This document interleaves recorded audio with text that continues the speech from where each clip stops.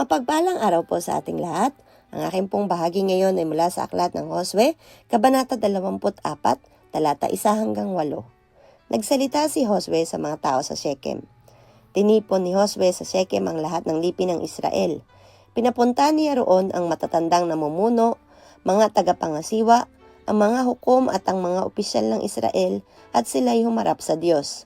Sinabi niya, ito ang ipinapasabi sa inyo ni Yahweh, ang Diyos ng Israel. Noong una, ang inyong mga ninuno ay nanirahan sa kabila ng ilog Euphrates. Isa sa mga ito si Tera, na ama ni Abraham at ni Nahor. Sumamba sila sa mga Diyos-Diyosan. Tinawag ko si Abraham buhat sa lupaing iyon at dinala ko siya at pinatnubayan sa buong lupain ng Kanaan. Pinarami ko ang lahing nagmula sa kanya.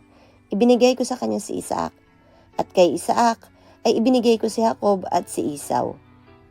Ibinigay ko kay Esau ang kaburulan ng Seir bilang bahagi niya. Ngunit si Jacob at ang kanyang mga anak ay nagpunta sa Ehipto. Isinugo ko si Moises at si Aaron. At sa pamamagitan ng mga salot ay pinahirapan ko ang mga Ehipsyo. Pagkatapos ay inilabas ko kayo roon. Inilabas ko sa Ehipto ang inyong mga ninuno at nakarating sila sa dagat na pula. Hinabol sila ng mga Ehipsyong sakay ng mga karwahe at kabayo hanggang sa may dagat. Ang inyong mga ninuno'y humingi ng tulong sa akin at naglagay ako ng dilim sa pagitan nila at ng mga Ehipsyo. Pinagsama kong muli ang nahating dagat at sila'y natabunan ng tubig. Nasaksihan ninyo ang mga ginawa ko sa mga Ehipsyo at matagal kayong nanirahan sa ilang. Pagkatapos, dinala ko kayo sa lupain ng mga Amoreyo sa silangan ng Jordan. Nilabanan nila kayo, ngunit pinagtagumpay ko kayo laban sa kanila. Pinuksa ko sila at nasakop ninyo ang kanilang lupain. Amen. Mabuhay po sa ating lahat. Samahan niyo po akong muli sa pagbabahagi ko ng salita ng Diyos.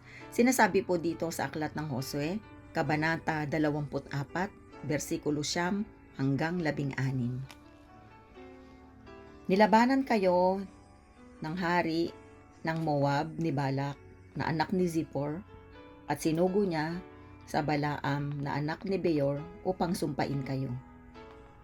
Ngunit hindi ko dininig si Balaam. Sa halip, pinagpala niya kayo. Sa gayon, iniligtas ko kayo sa kamay ni Balak. Tumawid kayo ng Jordan at sumapit sa Jericho. Nilabanan kayo ng mga taga-Jericho at ng mga Amoreyo, Perezeo, Cananeo, Heteo, Gergeseo, Hebeo, at Heboseo. At sila'y nalupig ninyo sa tulong ko. Ipinasalakay ko sa mga pukyutan ang 2 haring Amoreyo at pinalayas ko sila bago kayo dumating. Walang kinalaman sa pangyayaring iyon ang inyong mga tabak at pana. Binigyan ko kayo ng lupaing hindi ninyo binungkal. Pinatira ko kayo sa mga bayang hindi kayo ang nagtayo.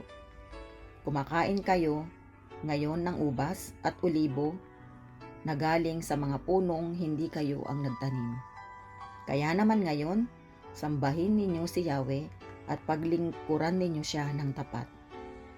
Kalimutan na ninyo ang mga Diyos-Diyosang dating sinasamba ng inyong mga ninuno sa Mesopotamia at sa Ehipto.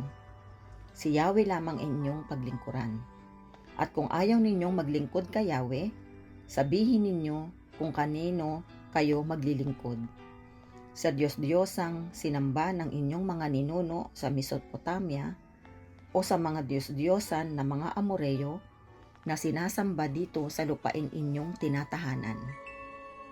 Ngunit ako at ang aking angkan ay kay Yahweh lamang maglilingkod. Subalit ang bayan, wala kaming balak na talikuran si Yahweh at maglingkod sa mga Diyos-Diyosan. Ito po ang mga salita ng Diyos. Salamat po sa Diyos. Amen. Ang aklat ng Josue, Kabanata 24, versikulo 17 hanggang 24, at lang sabi, ang Panginoon na ating Diyos mismo ang naglabas sa atin at sa mga ninuno natin sa pagkaalipin doon sa Ehipto. Nakita rin natin ang mga himalang ginawa niya Iningatan niya tayo sa paglalakbay natin sa mga bansang dinadaanan natin. Itinaboy niya ang mga Amoreyo at ang ibang mga bansa na naninirahan sa mga lupaing ito. Kaya maglilingkod din kami sa Panginoon dahil siya ang Diyos namin. Sinabi ni Josue sa mga tao, hindi kayo makapaglilingkod sa Panginoon dahil siya ay banal na Diyos at ayaw niya na may sinasamba kayong iba. Hindi niya babaliwalain ang pagrerebelde at mga kasalanan ninyo. Kapag itinakwil niyo ang Panginoon at naglingkod kayo sa ibang Diyos, magagalit siya sa inyo at paparusahan niya kayo. Dilipulin niya kayo kahit noon ay naging mabuti siya sa inyo. Pero sumagot ang mga tao kay Josue, maglilingkod kami sa Panginoon. Sinabi ni Josue, kayo mismo ang mga saksi sa mga sarili niyo na pinili ninyong paglingkuran ng Panginoon. Sumagot sila, oo mga saksi kami. Pagkatapos sinabi ni Josue, kung ganoon itakwil niyo ang mga Diyos-Diyosan niyo at paglingkuran niyo ng buong puso ang Panginoon, ang Diyos ng Israel. Sumagot ang mga tao, paglilingkuran namin ang Panginoon naming Diyos at susundin namin ang mga utos niya. Ito ang salita ng Diyos. Amen. Our devotion for today is from the book of Joshua, chapter 24, verse 25 to 33. Sa gayoy nakipagtipan si Jose sa bayan ng araw na yaon at nilagdaan niya sa sila sa nampalatuntunan at ng ayo sa Sikem. At sinulat ni Jose ang mga salitang ito sa aklat ng kautusan ng Diyos at siya'y kumukuha ng malaking bato at iniligay sila sa lilim ng insena na nasa tabi ng santuaryo ng Panginoon. At sinabi ni Jose sa buong bayan, narito ang batong ito ay magiging saksi laban sa atin sapagkat narinig nito ang lahat ng mga salita ng Panginoon na kanyang sinalita sa atin. Ito ngay magiging saksi laban sa inyo, baka ninyo itakwil ang inyong Diyos.